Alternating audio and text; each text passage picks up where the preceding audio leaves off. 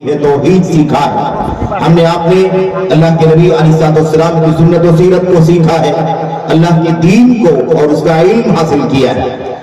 ان مکاتب میں ہونے والے چلنے والے جو مساجد میں چلنے والے مکاتب میں جو بچے تعلیم حاصل کرتے ہیں، جو بچیاں زیر تعلیم رہا کرتی ہیں، ان تعلیم حاصل کرنے والے بچوں اور بچیوں کو ہی اس وقت ان گلوبل انٹرنیشنل اسکولوں کے ذمہ داروں نے کھینچ کر بڑے لمبے لمبے دعوے کر کے اپنی اسکولوں میں داخل کر لیا۔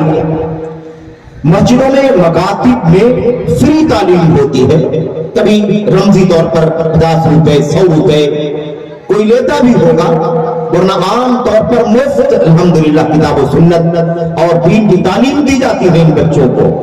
لیکن ان اسکولوں میں، گلوبل اسکولوں میں، انٹرنیشنل اسکولوں میں ماہانہ 1000 روپے 2000 روپے، کہیں کم کہیں سے زیادہ فیسیں وصول کی جاتی ہے، اور ساتھ ساتھ انہیں اکیڈمک تعلیم دی جاتی ہے، انگریزی ہے، حساب سائنس ہے، جغرافی ہے، اور دیگر علوم عصریہ جس کو کہا جاتا ہے، یعنی اکیڈمک اسکولوں میں جو تعلیم ہوتی ہے، عصری تعلیم، عصری علوم کی تعلیم، یہ تعلیم دی جاتی ہے۔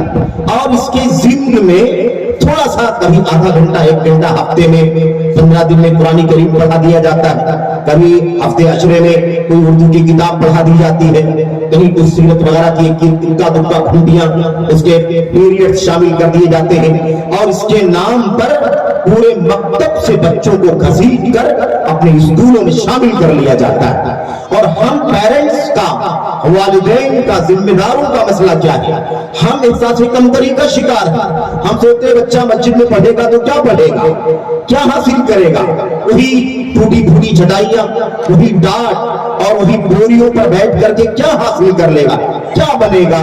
2000 5000 10,000 تنخواہ پائے گا، اس میں کیا زندگی گزارے گا، کیا اسٹیٹس قائم کرے گا، کیا زندگی میں کامیابی حاصل کرے گا، کیا کھائے گا، کیا بچوں کو کھلائے گا، کیا والدین کو دے گا؟ کچھ حاصل نہیں ہونے والا۔ اس اسکول میں داخل کر دو تو اس کی زندگی بن جائے گی، اس کی آخرت بن جائے گی، دنیا میں ترقی کرے گا اور بہت کچھ کامیابی حاصل کر لے گا۔ اس چکر میں حالت کیا ہے میرے بھائیوں؟ اپنے بچوں کو مکتب سے نکال کر، عام طور پر شہروں میں دیکھا یہ جاتا ہے، دیہاتوں کے حالات بھی کم و بیش ایسے ہی ہیں جہاں اس طرح کے اسکول پائے جاتے ہیں۔ میں مجموعی طور پر اسکولوں کی مذمت نہیں کر رہا ہوں، مجھے اصل جو گفتگو کرنی ہے، مدرسے کی اہمیت کیا ہے، مدرسوں کی ضرورت کیوں ہے امت کو، اور مدرسوں میں جو تعلیم ہوتی ہے وہ دوسری جگہوں پر تعلیم نہیں ہو سکتی۔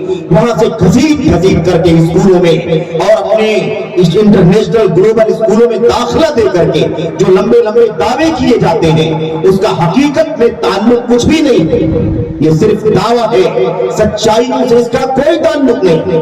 میں ہمیشہ یہ بات میرے بھائیوں ایک ادنا طالب علم ہونے کی حیثیت سے عرض کرتا ہوں کہ لوگ دعوے کرتے ہیں، اگر آپ اپنے بچوں کو ایک ساتھ میں عصری تعلیم کا ماہر بنانا چاہتے ہیں، انگریزی لٹریچر کا ماہر بنانا چاہتے ہیں، ساتھ ساتھ آپ اس کو شریعت کے علوم کا بھی ماہر بنانا چاہتے ہیں، آپ اس کو ابن کثیر بنانا چاہتے ہیں، آپ اس کو ابن رشد قرطبی بنانا چاہتے ہیں، آپ اس کو امام بخاری بنانا چاہتے ہیں، اور اسی کے ساتھ ساتھ آپ اس کو ولیم شیکسپیئر بنانا چاہتے ہیں، آپ اس کو جارج برنارڈ شاء بنانا چاہتے ہیں، وغیرہ وغیرہ اگر آپ بنانا چاہتے ہیں تو آپ اپنے بچوں کو ہمارے اسکول میں داخلہ دلا دیں۔ ہم سال 2 سال 5 سال کے اندر آپ کے بچوں کی دین اور دنیا سب بنا کر کے سوار کر کے آپ کے حوالے کر دیں گے۔ ہم مرعوب ہو جاتے ہیں، متاثر ہو جاتے ہیں۔ میرے بھائیوں، جس کو عصری تعلیم حاصل کرنا ہے وہ حاصل کرے، اس سے بحث نہیں ہے ابھی، لیکن سوال یہ پیدا ہوتا ہے مدرسوں کا کردار مجروح ہو رہا ہے، مکاتب کی اہمیت ختم ہو رہی ہے، اور وہ بچے جو 2 4 سال 5 سال کے اندر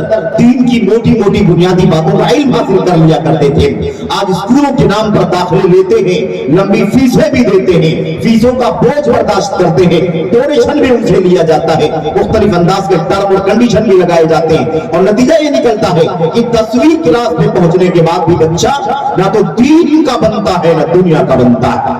اور میرے بھائیوں، اگر کبھی دین اور دنیا کا موازنہ ہو جائے، ٹکراؤ ہو جائے، تو لوگ دنیا کی طرف بھاگتے ہیں، دین کی طرف نہیں بھاگتے۔ دین تو جو بھی ملا ملا، نہیں ملا نہیں ملا، کوئی مسئلہ نہیں ہے۔ یہ حالت ہو گئی ہے۔ مدارس کا مسئلہ کیا ہے میرے بھائیوں؟ آج مدارس کے کردار کو کنڈم کرنے کے لیے ایک منظم سازش چل رہی ہے۔ مدارس کے خلاف باتیں ہو رہی ہیں، مدارس میں پڑھنے والے علماء کے خلاف باتیں ہو رہی ہیں، مدارس میں پڑھنے والے طلبہ کے خلاف باتیں ہو رہی ہیں۔ یاد رکھو، مدارس اگر نہیں ہوں گے ہندوستان میں، وطن عزیز میں، اگر ہندوستان میں ہمارے پاس مدارس نہ ہو میرے بھائیوں، تو یاد رکھیں کہ نتیجہ کیا ہوگا؟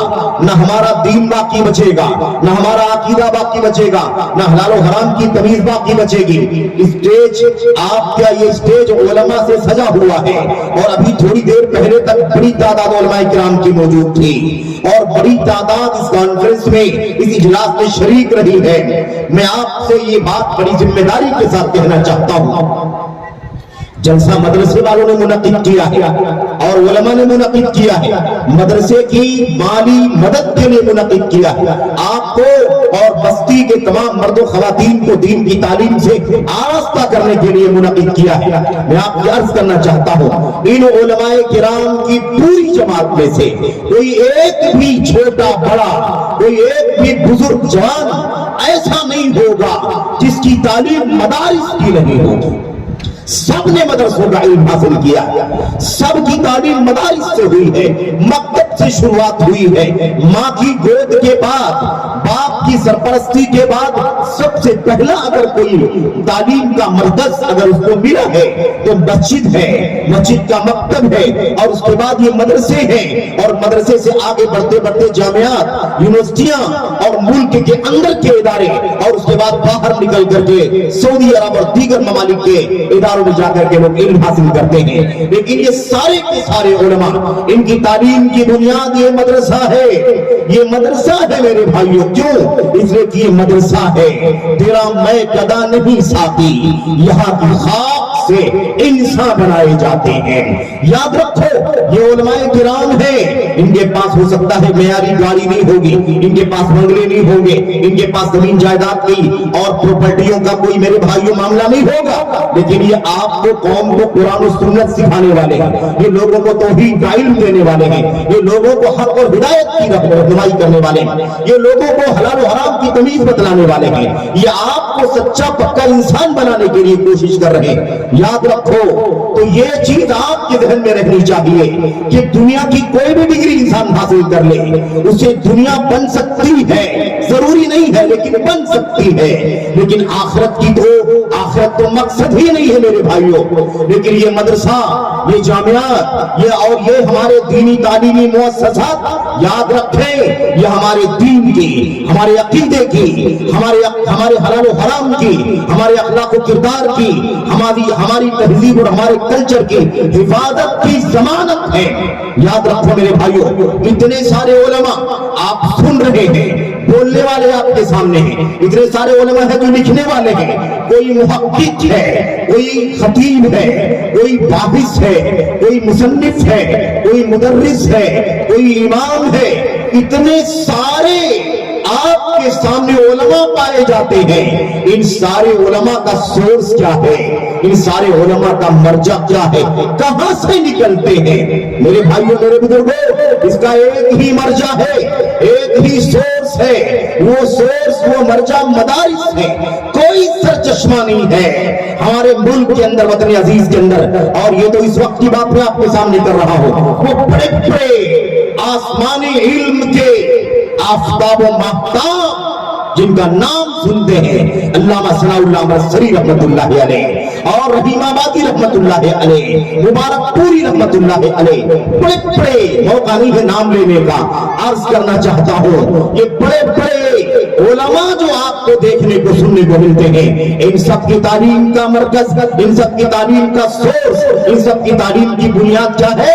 یہ مدرسہ ہے، یہ جامعات ہے، یہ ادارے ہیں، یہاں سے نکل کر کے کوئی 10-20 جلدوں کا مصنف ہے، کوئی خطیب ہے، پوری دنیا میں جانا جاتا ہے، کوئی خطیب الاسلام ہے، کوئی خطیب العصر ہے، کوئی امام العصر ہے، کوئی امام الہند ہے، یہ سب کے سب کہاں سے نکلے ہیں؟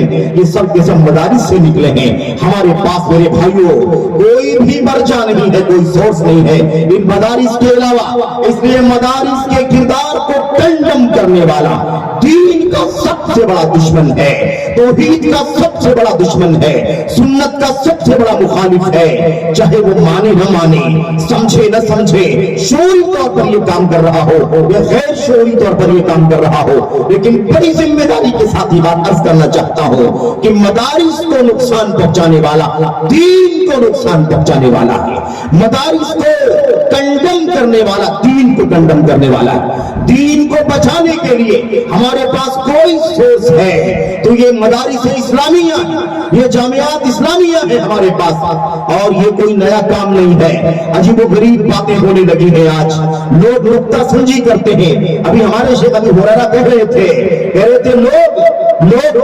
صحافت کے ذریعے سے فقاہت کرتے ہیں۔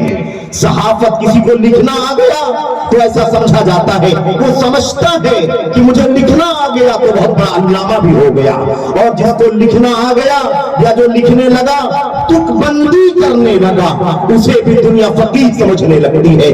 کیا کریں گے؟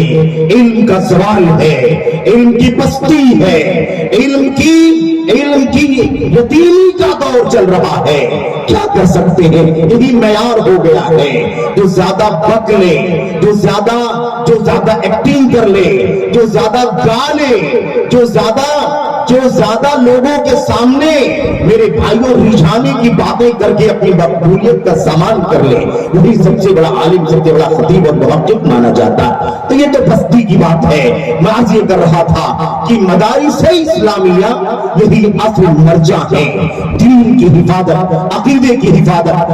آج ہم نے ہزاروں کی تعداد میں جو علماء کی فہرست پڑھی ہے، دیکھی ہے، بہت سارے وفات پا گئے، بہت سارے عمر رسیدہ ہیں، بہت سارے ادھیڑ عمر میں ہیں جو ہمارے اساتذہ کے درجے میں ہیں، بہت سارے جوان ہیں، بہت سارے ہزاروں کی تعداد میں بچے مدارس کے اندر دین کا علم حاصل کر رہے ہیں۔ یاد رکھیں، انسی سے دین اسلام، عقیدہ، ایمان، اخلاق، کردار، حلال حرام، اللہ کے حقوق، بندوں کے حقوق کی جو حفاظت آپ کو جو کچھ بھی خیر دکھائی دے رہا ہے وہ اسی کھیت کی محنت کا نتیجہ ہے۔ اللہ تبارک و تعالیٰ کے فضل و کرم اور اس کی مہربانی کے بعد، اس کی نصرت کے بعد، اس کی رحمت کے بعد یہی سب سے بڑا ظاہری ذریعہ ہے۔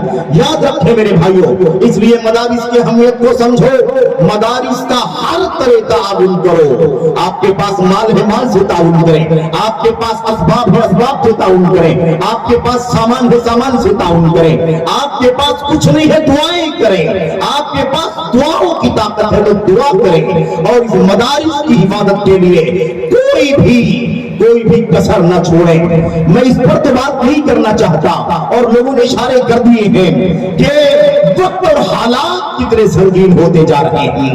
یہ ٹوٹے پھوٹے مدرسے، یہ بوریاں جس پر بیٹھ کر کے نشینی کر کے یہ بڑے علماء پیدا ہوئے، محدثین، فقہاء، مصنفین، باحثین، خطباء، مدرسین پیدا ہوئے، آج انہیں پر ڈاکے ڈالنے کی کوشش چل رہی ہے، اور بڑے خوبصورت ناموں سے۔ لیکن میں اس ماحول میں نہیں ہوں ابھی کہ اس پر تبصرہ کروں، مجھے خود دینی ماحول میں قرآن و سنت کے نصوص، قرآن و سنت کے دلائل، سلف امت کے کچھ حوالوں کی روشنی میں بس بہت مختصر طور پر اس بات کو آپ کے سامنے واضح کرنا ہے میرے بھائیوں کہ مدارس کی اہمیت کتنی زیادہ ہے، مدارس کی امت کو کتنی ضرورت ہے۔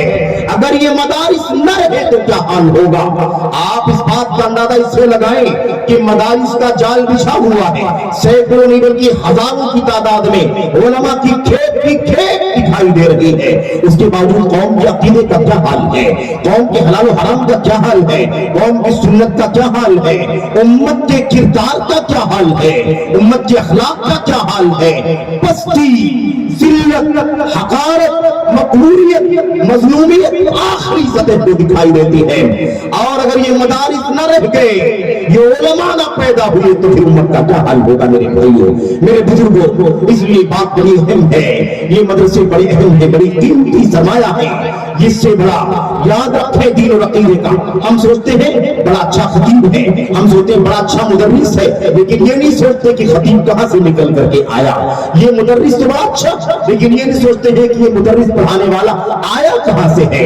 ये बहुत बड़ा लिखने वाला है, मुसन्निफ है, बड़ी किताबों का मुसन्निफ है, लेकिन वो आया कहां से है, निकला कहां से है, हम नहीं गौर कर पाते हैं। याद रखो मेरे भाइयों, मेरे बुजुर्गों, यही सबसे बड़ा मसला है हमारी और आपकी जिंदगी का, कि हम दीन की फिक्र प्रायोरिटी में करें, तरजीही तौर पर दीन की हकीकत को समझें और उसकी हिफाजत के लिए हर तरह की कोशिश करें। हमारी और आपकी सबसे बड़ी जिम्मेदारी है। बहरहाल आइए, मैं यह करना चाहता हूं कि मैं ये कह रहा था कि बाज लोग आज बातें करते हैं अक्ल पर और दानिश्वरी पर, बड़ी गुफ्तगू करते हैं, और कोई मफाद आता है और कोई मफाद आड़े आता है, उसकी दलील नहीं मिलती तो खींच तान करके बहुत सारी बातें करते हैं, और उसके बाद क्या कहते हैं, डूबते को तिनके का सहारा। इस एतबार से वो ये दलीलें पेश करना शुरू कर देते हैं। अरे भाई, अगर ये जायज नहीं है तो फिर जिस तरह से मदरसे चलते हैं, ऐसे मदरसे अल्लाह के नबी के जमाने में कहां थे? ये पहली क्लास, दूसरी क्लास, दूल्हा, सानिया, सालसा, राबिया, खामिसा, साजिसा, साबिया, सामिना, या उससे भी ज्यादा, और ये कुल्लिया, और ये फजीला, और ये आलमिया, ये सानविया, और ये एमए, और ये पीएचडी, और उसके ज्यादा, ये सब तालीम का कहां तरीका था नबी के जमाने में? अगर ये काम हमारा बिदअत है आपके कहने के एतबार से, तो ये मदरसे का तरीका भी बिदअत, ये पढ़ाई भी बिदअत, ये डिग्रियां भी बिदअत। इस तरह से लोग मदारिस के किरदार को मजरूह करने का काम करते हैं। और माफ करना मुझे, ये काम अगर कोई इंडिविजुअल करता, यानी कोई अलग थलग आदमी करता, तो माफ करने के काबिल हो सकता था। लेकिन अफसोस तो ये है, मातम तो इस पर करो कि ये बात कहने वाला भी मौलवी है, ये बात कहने वाला भी 8 साल 10 साल मदारिस की चटाइयां तोड़ करके और खैरात पर बन करके इल्म हासिल करके बाहर निकला। उसका कलम चलता है तो मदरसों की देन, उसकी जबान चलती है तो मदरसों की देन है, वो मुसन्निफ बाहिस है तो वो भी मदरसे की देन है। इन उलमाए किराम, इन असातिज़े किराम की कुर्बानियों का नतीजा है। लेकिन अफसोस, अपने मफाद के खिलाफ कोई बात आ जाए तो इस हद तक तजावुज कर जाते हैं कि इन मदारिस को भी कंडम करने की कोशिश करते हैं। मेरे भाइयों, मेरे बुजुर्गों, तो तबसरा करने का तो मौका नहीं है, लेकिन मैं अर्ज करना चाहता हूं, ये मदारिस, ये मकातिब, ये जामियात उसी सुफ़ा वाले मदरसे का तसलसुल है। अल्लाह के नबी सल्लल्लाहु जब मक्का से हिजरत करके मदीना आए, उससे पहले की बात नहीं करता। जब इस्लामी निजाम कायम हो गया, मदीना तशरीफ ले आए, मक्का से हिजरत करके मदीना अल्लाह के नबी सल्लल्लाहु पहुंचे। आपने सबसे पहला काम कौन सा काम किया था? आपने एक मस्जिद की बुनियाद रखी थी, अपने घर की बुनियाद नहीं रखी। आपको ये भी नहीं पता कि मैं खाना कहाँ खाऊंगा, दोपहर में मुझे कहाँ खाना है, शाम में कहाँ खाना है, मुझे रात में कहाँ आराम करना है। कुर्बान जाइए, नबी करीम सल्लल्लाहु अलैहि वसल्लम को इसकी फिक्र भी नहीं है और आपको पता भी नहीं है। आपको फिक्र है तो इस उम्मत की तालीम की फिक्र है, अल्लाह तबारक व तआला की बंदगी का जो मरकज है मस्जिदें, उसकी क़याम की फिक्र है। तो मस्जिद की फिक्र और मदरसे की फिक्र है मुहम्मद रसूलुल्लाह सल्लल्लाहु अलैहि वसल्लम की। जब आपने जिस दम, सुन लेना अच्छी तरह से, जिस दम नबी करीम सल्लल्लाहु अलैहि वसल्लम ने मस्जिद की बुनियाद रखी, उसी दम आपने मदरसे की भी बुनियाद रखी। क्योंकि आप नमाजें पढ़ते थे, पढ़ाते थे, तो नमाजों के साथ ही नमाजों के बाद और उसके पहले अल्लाह के नबी तालीम भी देते थे। आप अकीदा भी सिखाते थे, आप फिक्र भी सिखाते थे, आप अखलाक भी सिखाते थे, आप हुकूक भी बताते थे, हलाल और हराम की तालीम देते थे कि नहीं देते थे। तो जहां वो मस्जिदें इबादत की जगह थी, वही वो मस्जिदें तालीम गाह भी थे, वही मदरसा भी था, वही जामिया भी था, वही इस्लामी तालीमी मरकज भी था। और धीरे धीरे अल्फाज औफाज, ये लफ्ज हदीस में आया हुआ है। औफाज किसे कहते हैं? अलग अलग इलाकों के लोग। ये मदरसा है आपका इकरा। हमारे जिम्मेदारान बैठे हैं स्टेज पर, दाएं बाएं बैठे हुए हैं और बहुत सारे लोग आपकी निगरानी भी कर रहे हैं। ये जानते हैं अच्छी तरह से, और सारे मदरसों के जिम्मेदारान जानते हैं कि हर मदरसे में पढ़ने वाले औफाज हैं।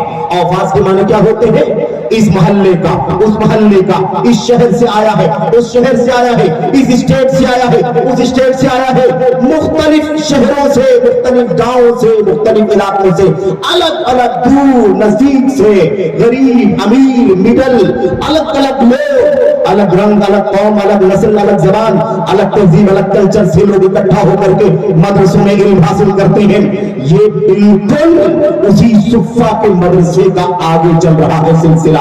सुफ़ा के मदरसे का इम्तिदाद है, वही सिलसिला आगे चल रहा है। मेरे भाइयों, वहां भी औफाज थे। वहां भी कौन थे? औफाज थे। सबसे पहले तो मक्के के मुहाजिरीन थे। मक्के के मुहाजिरीन थे जो हिजरत करके मक्का से मदीना आए थे। उनकी बड़ी तादाद थी जो सुफ़ा में इल्म हासिल कर रही थी। सुफ़ा जानते हैं ना क्या है? मस्जिद नबवी का वो पीछे वाला चबूतरा और वो साया जो लगा हुआ था ना, अज़िल्ला फी मुअख्खरिल मस्जिद, मस्जिद के पीछे की तरफ वो जो साया बना हुआ था, उसके साए में बैठ करके पढ़ने वाले वो फुकराउल मुहाजिरीन, वो मुहाजिरीन जो गरीब थे, अच्छे थे वहां, लेकिन हिजरत करके आ गए, उनका कारोबार चला गया, उनका पैसा चला गया, उनके बाल बच्चे मदीना में मक्का में रह गए, उनका कारोबार खत्म हो गया, यहाँ परेशान हो गए। वो इल्म हासिल करते थे, उसके अलावा नए नए इस्लाम लाने वाले इल्म हासिल करते थे, मदीने के मुख्तलिफ इलाके के लोग इल्म हासिल करते थे, उसके अलावा और दूर दराज के लोग भी इल्म हासिल करते थे। वो मदरसा था जिसका मुअल्लिम कौन था? मुहम्मद रसूलुल्लाह सल्लल्लाहु अलैहि वसल्लम। इसका उस्ताद कौन था? इसका शेखुल हदीस भी तो कहना तौहीन हो जाएगी, शेखुल तफसीर कहना तौहीन। क्यों? इसलिए कि अल्लाह के नबी अलैहिस्सलाम शेख से बहुत ऊपर थे। मेरे भाइयों, ये तो हम उम्मत के लोगों ने कि यहाँ जो इल्म के मनासिब का नाम रखा गया, उसमें से एक मनसब है, वरना वो तो मुअल्लिम थे अल्लाह तबारक व तआला की तरफ से। इन्नमा बुइस्तु मुअल्लिमा, मुझे मुअल्लिम बना करके भेजा गया है। नबी करीम सल्लल्लाहु अलैहि वसल्लम मुअल्लिम थे, आप सिखाने वाले, पढ़ाने वाले। मेरे भाइयों, मुअल्लिम अल्लाह के नबी और मदरसा मस्जिद नबवी का चबूतरा और पढ़ने वाले नबी के सहाबा मुहाजिरीन और अंसार। अल्लाहु अकबर। ऐसा मदरसा भी नहीं, ऐसा मुअल्लिम भी नहीं और ऐसे पढ़ने वाले तलबा भी नहीं, क़यामत तक कोई पैदा नहीं हो सकता है। उसी का तसलसल है मेरे भाइयों, उसी का इम्तिदाद है जो चल रहा है। अब 1000 से ज्यादा 1446वां साल चल रहा है। जितने मदरसे दुनिया में कायम हुए, दीनी मदरसे, उस सारे मदरसे उसी सुफ़ा का इम्तिदाद है, उसी सुफ़ा का इम्तिदाद है। याद रखो, तो ये मदरसे कोई नया रास्ता नहीं है, ये मदरसे बिदात नहीं है, ये मदरसा, ये जामियात, ये मकातिब, ये बिदात नहीं मेरे भाइयों, ये उसी सुफ़ा का इम्तिदाद है। इसीलिए जैसे मोहम्मद रसूलुल्लाह सल्लल्लाहु अलैहि वसल्लम ने सहाबा को तालीम देने के लिए सुफ़ा और गरीब सहाबा इल्म हासिल करते थे। बड़ी तादाद में सुफ़ा में कौन थे? सुफ़ा के मदरसे में पढ़ने वाले गरीब सहाबे किराम थे। जैसे मदरसों में आमतौर पर पढ़ने वालों की तादाद गरीबों की हुआ करती है, नादारों की हुआ करती है। मदरसे के जिम्मेदारान जानते हैं, उनका खाना, उनका खर्चा, उनका लिबास और ऐसे ही उनकी किताबें और उनका तेल साबुन, सबका इंतजाम, उनके बीमारी शिफायाबी की सारा इंतजाम इंतजाम कौन करता है? मदारिस के जिम्मेदारान करते हैं। मैं बताना चाहता हूं, मैं अर्ज करना चाहता हूं, इन मदारिस का दर्जा, इन मदारिस का मकाम बड़ा अजीम है, याद रखो मेरे भाइयों। इसलिए अब इसके मुकाबले में दुनिया की तालीम, इसके मुकाबले में मदरसों के मुकाबले में ये दुनिया की डिग्रियां, ये कॉलेज, यूनिवर्सिटियां और ये ग्लोबल इंटरनेशनल स्कूल जो चल रहे हैं, मेरे भाइयों माफ करना, दुनिया की तालीम हासिल करो, अल्लाह के दीन में मना नहीं है, जायज है, जायज है। कब तक जायज है? जब तक ये स्कूल, ये कॉलेज, यूनिवर्सिटियां आपको दीन से दूर ना करे, आपको मुल्हिद ना बनाए, आपको बेदीन ना बनाए, तब तक آپ کے لیے جائز ہے، لیکن آپ کو اگر یہ تعلیم اگر ملحد بنائے، بے دین بنائے، آپ کو اللہ سے دور کرے، آپ کا عقیدہ بگاڑے، آپ کو بد اخلاق بنائے، تو یاد رکھو پھر آپ کو نظر ثانی کرنا پڑے گا۔ قرآن کریم کی آیت کریمہ پڑھی گئی تھی، اللہ تبارک و تعالیٰ فرماتا ہے وَمَا كَانَ الْمُؤْمِنُونَ لِيَنْفِرُوا كَافَّةً وَلَوْلَا نَفَرَ مِنْ كُلِّ فِرْقَةٍ مِّنْهُمْ طَائِفَةٌ لِيَتَفَقَّهُوا فِي الدِّينِ۔ اللہ تبارک و تعالیٰ نے اس آیت کریمہ میں کیا فرمایا؟ وَمَا كَانَ الْمُؤْمِنُونَ لِيَنْفِرُوا كَافَّةً، سارے مومنوں کو ایک ساتھ میں نہیں نکلنا چاہیے۔ نفر کسے کہتے ہیں؟ نفر کہتے ہیں جہاد کے لیے نکلنا، اور میں بار بار یہ بات کرتا، بات جہاد کی ہے، فساد کی نہیں ہے، دنگے کی نہیں ہے، آتنک کی نہیں ہے، جان مال آبرو پر ناحق حملہ کرنے کی نہیں ہے۔ یاد رکھنا میرے بھائیو، جہاد سے مراد اللہ کی توحید اور نبی کی سنت کو دنیا میں عام کرنے کی کوشش کرنا، یہ ہے فی سبیل اللہ۔